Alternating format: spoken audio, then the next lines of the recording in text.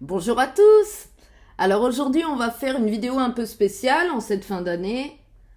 Alors j'ai ma petite liste à côté. On va faire un top 10 2023 des jeux qui m'ont beaucoup plu. Donc voilà, bah écoutez, sans plus attendre, on va commencer avec la 10e position. Ça va être un jeu solo édité chez Nuts Publishing. J'espère que vous l'avez trouvé. Il s'agit de Résistance. Résistance, la lutte contre Franco, ce super jeu de cartes dont je vous ai tourné une partie solo. Hein. Alors ce jeu, au niveau de la thématique, se passe en Espagne. C'est la période de la guerre civile où on va jouer des résistants qui vont se battre contre le régime franquiste hein, de Franco. C'est l'Espagne occupée par Franco. Et donc, on va devoir réussir des objectifs afin de gagner des points de victoire, des missions. Hein.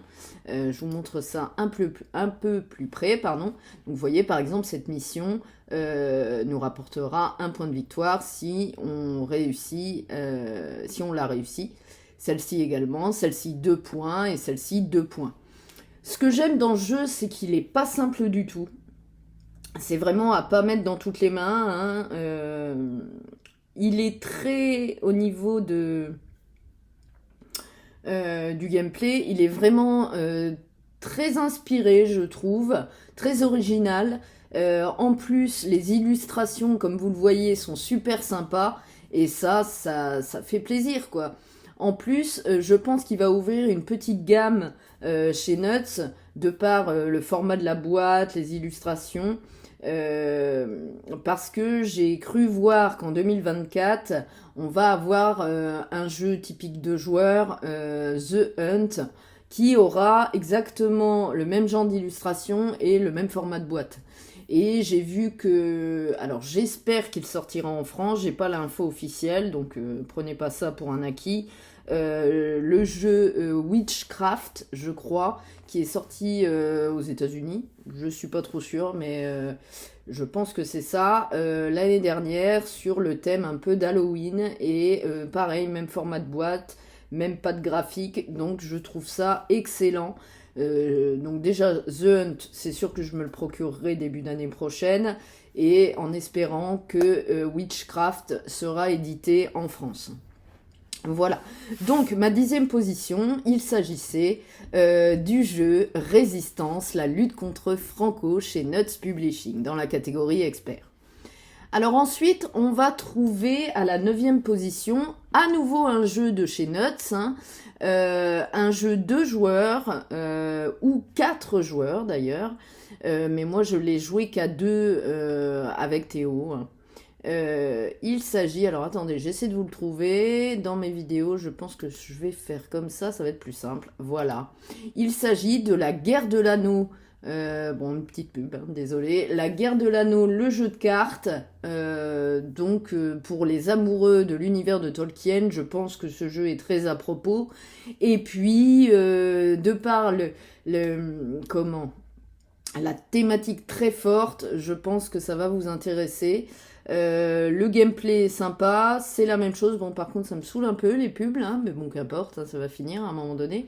Je voudrais vous montrer des images quand même, mais vous retrouvez toutes ces vidéos hein, sur ma chaîne hein, YouTube. Hein. N'hésitez pas à aller jeter un œil. Hein.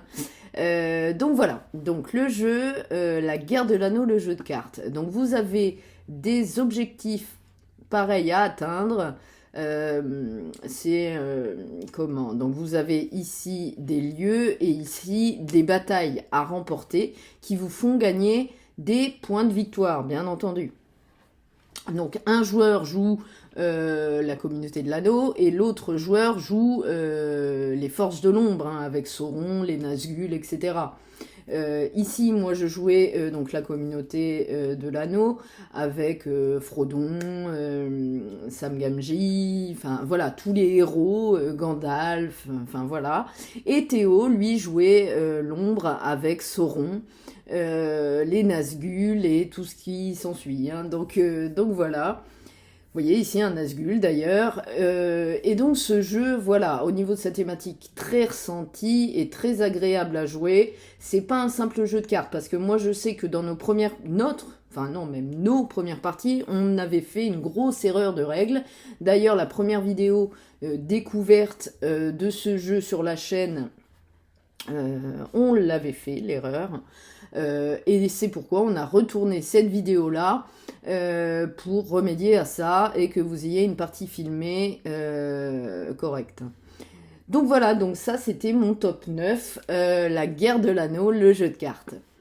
Alors ensuite, on va passer au top 8. Il s'agit à nouveau d'un jeu solo que j'ai beaucoup apprécié. Cette année, il est édité chez Pixie Games. On va changer un peu d'éditeur. Et il s'agit... Alors, logiquement, j'ai fait une partie solo, si vous voulez aller la voir. Voilà. Il s'agit de Legacy of You. Ce jeu très sympa, où on va devoir... ça se passe déjà en Chine, hein, Chine médiévale, je crois. Et on va devoir construire le canal qui est proche de notre village pour empêcher les inondations et les invasions barbares. Hein. Vous voyez ici, vous avez les barbares en haut du plateau. Et donc ce jeu, c'est un jeu de pose d'ouvriers, de main de cartes. On va devoir acheter des cartes qui nous ramènent des ouvriers, qui nous ramènent des ressources. Il y a de la gestion de ressources. Et en plus, ce qui est très intéressant avec ce Legacy of You, c'est qu'il ramène une campagne. Et pour un jeu pur solo, c'est vraiment très intéressant. Les parties vont, voilà, dans la méca, ça va se ressembler, mais ça va tout de suite évoluer au fur et à mesure des parties avec cette campagne. Voilà, donc je vous le conseille. Il est donc en 8e position de mon top 10 de l'année 2023. Et donc, ce qui plaît aussi, et merci à Pixie Games, c'est le formatage que vous voyez ici sur la boîte de jeu qui est aux petits oignons, formatage. Hein. Vraiment, si toutes les boîtes de jeu pouvaient être faites comme ce Legacy of You, je serais ravie. Hein. Donc voilà, donc 8e position pour Legacy of You. Ensuite, on va passer à donc ma 7e place et elle est donnée à un jeu de deck building 2 joueurs que j'ai beaucoup aimé cette année également. Alors, je vous le trouve. C'est peut-être... Ah, le voilà. J'y ai joué avec Théo, je vous ai fait une partie sur la chaîne. Et c'est un jeu dans l'univers de Star Wars. Il s'agit de Star Wars The Deck Building Games.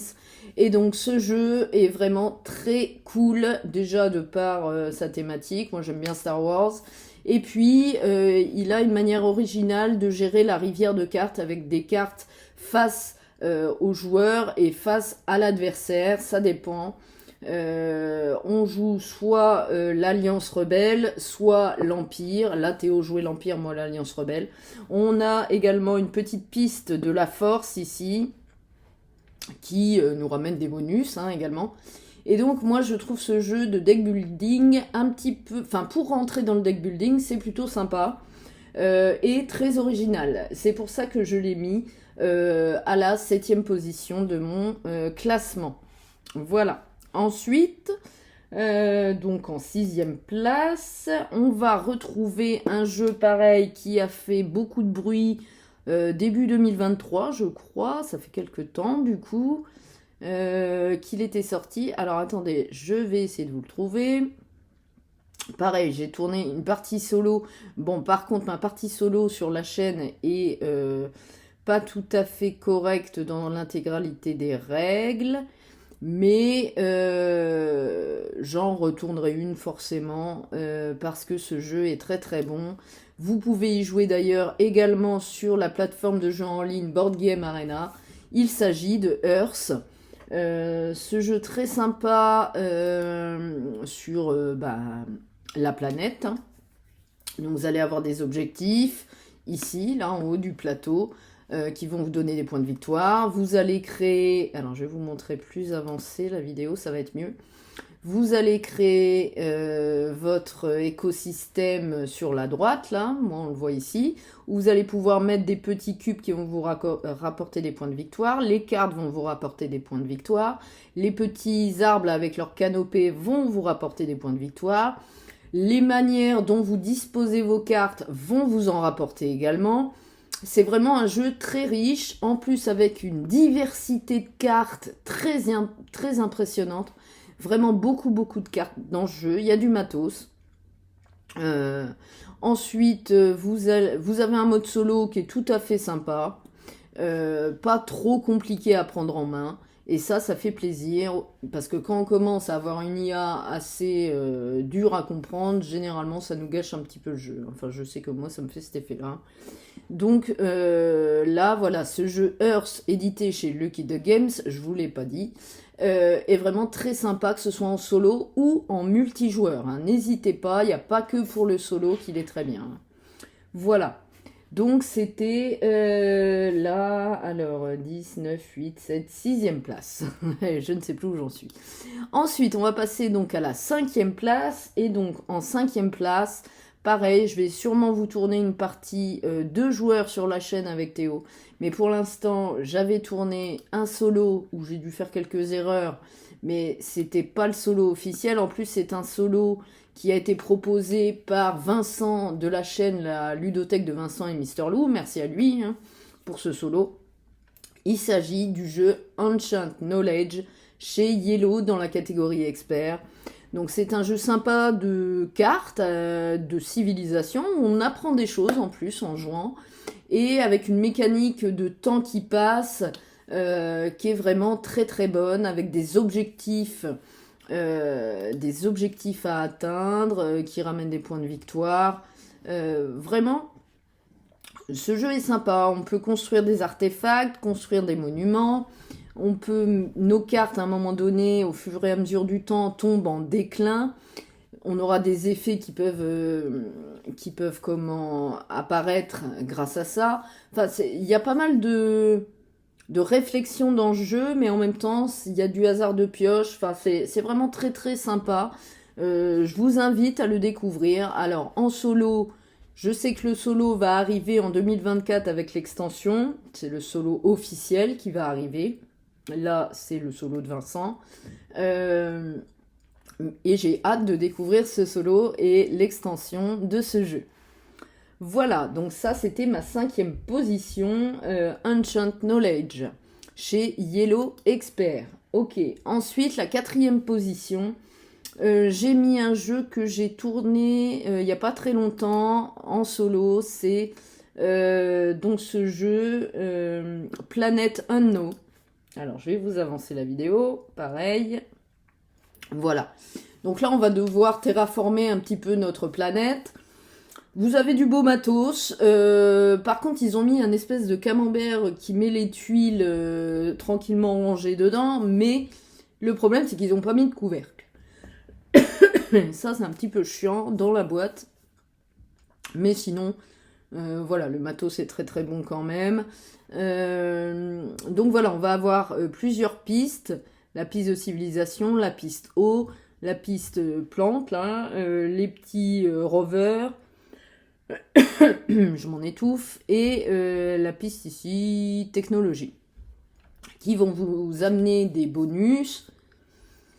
Et en plus, vous allez voir, on va avancer la vidéo, c'est vraiment très agréable à se voir, à voir notre planète voilà, se créer sous nos yeux. Donc là, c'est une partie solo, mais ce jeu se joue quand même de 1 à 6 joueurs, donc c'est quand même très intéressant. Y a vraiment du beau matos dedans. En plus, les plateaux planètes, vous avez des planètes... identiques, mais vous avez aussi le gameplay de planètes asymétriques qui ont des pouvoirs différents.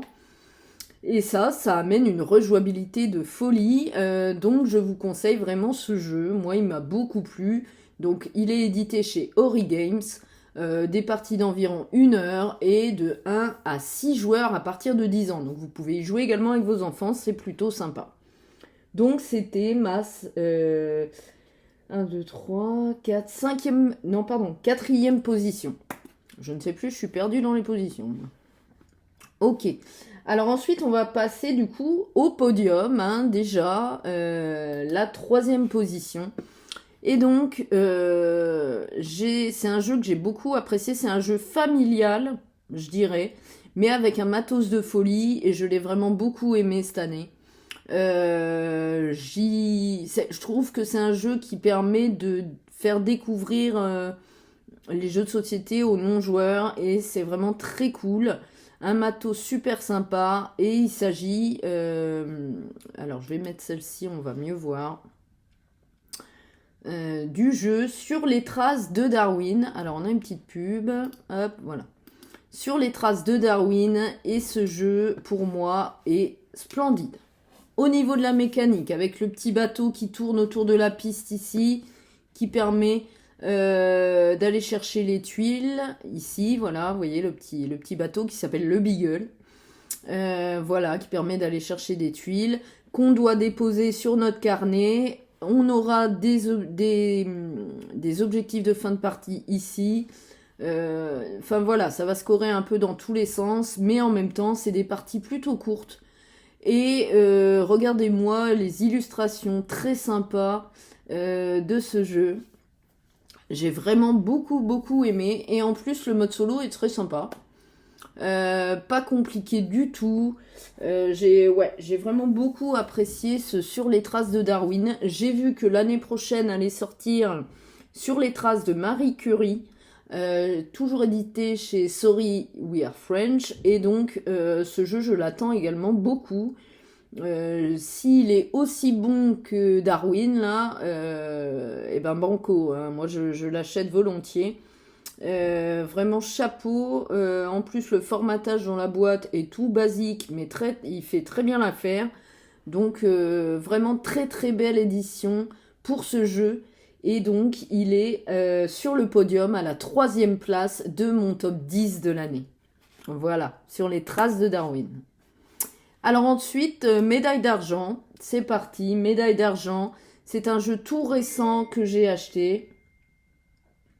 Et donc, écoutez, je vais vous tourner une partie solo très prochainement, je pense. Il s'agit du jeu Obsession. Je vous ai fait le unboxing il n'y a pas très longtemps. Voilà, donc pareil, un système de rangement dans la boîte très bien, avec des petites boîtes. Vraiment sympa, des tuiles d'une qualité sublime, un jeu qui se passe dans l'Angleterre victorienne, c'est un jeu édité chez Super Meeple, qui amène, donc il peut jouer, je sais plus, ça doit être de 2 à 4, j'ai la boîte à côté de moi, je vais regarder. Ce jeu se joue de 1 à 4 joueurs, bah oui je suis bête, il y a le mode solo, de 1 à 4 joueurs, et vraiment je vous le conseille. Il est pas si compliqué que ça. Au premier abord, quand on regarde la règle, il paraît un peu compliqué. Il y a beaucoup d'influenceurs du monde ludique qui l'ont dit également, genre Etrigan ou Vincent, de la ludothèque de Vincent et Mister Lou. Mais ils ont raison, le jeu est pas compliqué. Il est vraiment très bon. Si vous voulez le tester, vous pouvez aller également sur la plateforme Board Game Arena en ligne. Si vous voulez le tester avant de l'acheter, mais si vous l'achetez, vous n'allez pas être déçu. Par contre, c'est un petit budget, ça tourne aux alentours de 60 €, mais vous êtes servi. La boîte est très lourde et il y a vraiment de la qualité à l'intérieur, que ce soit au niveau du gameplay ou au niveau du matériel. Voilà, donc c'était ma 2e position pour mon top 10 de l'année, Obsession chez Super Meeple. Et donc, mon jeu de l'année. Mon jeu de l'année, alors j'ai pas encore tourné de vidéo sur ce jeu-là, sauf une vidéo justement sur Board Game Arena, c'est Forêt Mixte. Forêt Mixte, ce super jeu très sympa de cartes où on va devoir faire sa forêt. Alors là par contre ça va scorer dans tous les sens, que ce soit avec les cartes du haut, ou les cartes du bas, ou les cartes des côtés, ou les cartes d'armes. Enfin, ça score partout. C'est vraiment très simple. Je l'ai offert à ma meilleure amie pour son anniversaire et je me le suis procuré également. Forêt mixte. Alors par contre, je trouve la qualité des cartes pas terrible, mais je les ai slivées, ça devrait pas poser de problème. Et donc, Forêt Mix, c'est vraiment très très sympa. Vous voyez, j'ai slivé mes cartes. Si je les monte mieux à la caméra, voilà. Mais, comment ce jeu, voilà. En plus, vous avez plusieurs cartes. Je sais plus combien il y en a dedans, mais pour une petite boîte, le matos est très cool, quoi. Est-ce qu'ils mettent derrière combien de cartes? C'est de 2 à 5 joueurs pour des parties d'1 heure à partir de 10 ans. Et là, si vous aimez les combos de cartes, vous allez être servi. Ça combote dans tous les sens. Est-ce qu'ils mettent combien il y a de cartes dans le jeu, là? Non, ils ne mettent pas derrière, c'est bien dommage. Mais il y en a une quantité impressionnante. Donc voilà, donc je vous laisse. Si pareil, vous pouvez le tester sur BGA, n'hésitez pas. Mais moi, voilà, depuis que je l'ai joué sur Board Game Arena, je n'arrête pas d'y jouer, j'enchaîne les parties. Je suis vraiment très très fan de ce Forêt Mix, édité chez Ori Games. Je crois que c'est Ori Games, à moins que je vous dise des bêtises. Non, c'est pas Ori Games, c'est Look Hot Games. Alors, je ne connais pas. Mais voilà, Look Hot Games, merci à eux. Et ben, ça fait plaisir que dans mon top 10 de l'année, le premier ne soit pas chez un gros éditeur, après tout. Hein. Voilà, Look Hot Games, très bien, très bon jeu. Merci à vous d'avoir édité Forêt Mixte. Je suis vraiment très fan et vous voyez, j'en fais la publicité parce qu'il est vraiment très très très bon. Et puis en plus, la thématique de la nature, moi j'aime beaucoup. Hein. Je suis fan de Cascadia, de Ark Nova, de tous les jeux avec les animaux, moi j'aime bien. Voilà, donc c'était mon top 10 de l'année 2023. Alors j'ai quand même une petite mention spéciale pour certains jeux que je n'ai pas encore essayé. Alors, si, il y en a un que j'ai commencé. Je ne l'ai pas encore mis dans mon top parce que je n'ai pas fini la campagne. Il s'agit de Ella et l'éclat de la montagne que vous voyez là. J'ai pas encore fini, donc du coup, je donne pas spécialement mon avis. Mais pareil, le matos est génial. Je vous invite à le découvrir. C'est pas enfantin, même si les personnages le font penser. Et c'est un gameplay original pour un joueur solo, c'est très sympa. Ensuite, j'ai mis également, alors je n'ai pas fait de vidéo dessus, mais j'en tournerai une. Il s'agit de Guilty Houston 2015. Je ne l'ai pas mis dans mon top 10 parce que, dans mon top 10, si je parlais en français ce serait mieux. Mais je pense qu'il a l'air très très bon. Ce Guilty, j'essaierai de tourner une vidéo sur la chaîne, c'est pour ça que je voulais faire une mention spéciale pour ce jeu. Ensuite, on a un jeu que je n'ai pas encore vraiment fait de partie à part une fois, et c'est pour ça que je mets une mention spéciale. C'est pas spécialement un jeu de cette année, il a été édité dans sa version boutique cette année. Il s'agit de Monumental, c'est vraiment un jeu splendide. Il y a de la conquête de territoire, il y a du deck building, il y a des ressources à avoir avec nos cartes. C'est vraiment très très sympa. Donc ce Monumental, je voulais faire une mention spéciale. J'aimerais que les pubs arrêtent de passer. Ce serait sympa pour vous montrer des images. Voilà, Monumental. Ah bah ça y est, super. Donc ce jeu-là, voilà, j'avais fait le unboxing déjà sur la chaîne. Ça vous montre un petit peu le matos. Pareil, il n'est pas donné, mais il y a du matériel de folie et un formatage, comme vous voyez en haut de la vidéo, qui est très très bon. Donc on essaiera sûrement de faire une partie 2 joueurs avec Théo et peut-être un solo. Je l'ai d'ailleurs offert également à Théo. J'ai ma propre boîte et Théo a la sienne. Je suis sûre que ça va lui plaire ce jeu-là. Voilà, donc une petite mention spéciale pour ce jeu Monumental chez Funforge.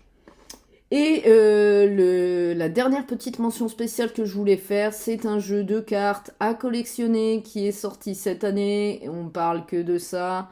En 2023, il s'agit de Disney Lorcana, le jeu de cartes dont on vous a tourné une partie avec Théo sur la chaîne. Vous voyez, on s'était acheté les premiers Playmats qui étaient sortis, le Maléfique et le Mickey. On a tous les decks de démarrage et j'avais craqué pour la saison 2, le chapitre 2, l'ascension des Floodborn pour des displays et des boosters. Et du coup, vous avez également des vidéos sur la chaîne. Donc voilà, je voulais faire quand même une petite mention spéciale pour ce jeu, un peu coup de cœur. Disney Lorcana, même si maintenant je sais, parce que c'est quand même un bouffe fric, les jeux de cartes à collectionner, je sais que maintenant je ferai plutôt, je m'achèterai plutôt seulement les decks de démarrage des prochaines saisons, la 3 sortant au mois de février 2024. Voilà. Bon bah écoutez, je pense qu'on a fait le tour. Voilà mon top 10, mon top 10 plutôt, de l'année 2023. J'espère dans tous les cas que ça vous a plu. Pour l'occasion, j'avais sorti mon petit bonnet et j'avais mis, alors je vous le voyais pas tellement, je vais me reculer, mon petit pull, non, elle est où la caméra? Je suis pas très douée moi. Voilà, c'est mieux. Mon petit pull de Noël avec mon petit Rudolph avec son nez rouge, voilà. Donc c'était pour l'occasion, mais vous l'avez pas grandement vu. Bon, le bonnet si, par contre, donc c'est cool. Bon, dans tous les cas, je vous souhaite de très bonnes fêtes de fin d'année. N'hésitez pas toujours à mettre des petits pouces sous la vidéo, à vous abonner à la chaîne YouTube Le Bon Gameplay. Ça me fait toujours plaisir. Et à laisser des petits commentaires. C'est sympa. Vous pouvez aussi me suivre sur Instagram, hein, bien sûr. Et plus récemment, j'essaie de me mettre sur TikTok. Donc on verra ce que ça donne. Voilà. Bon, bah écoutez... J'espère que ça vous a plu. Joyeux Noël et bonne année. Et à très vite. Salut!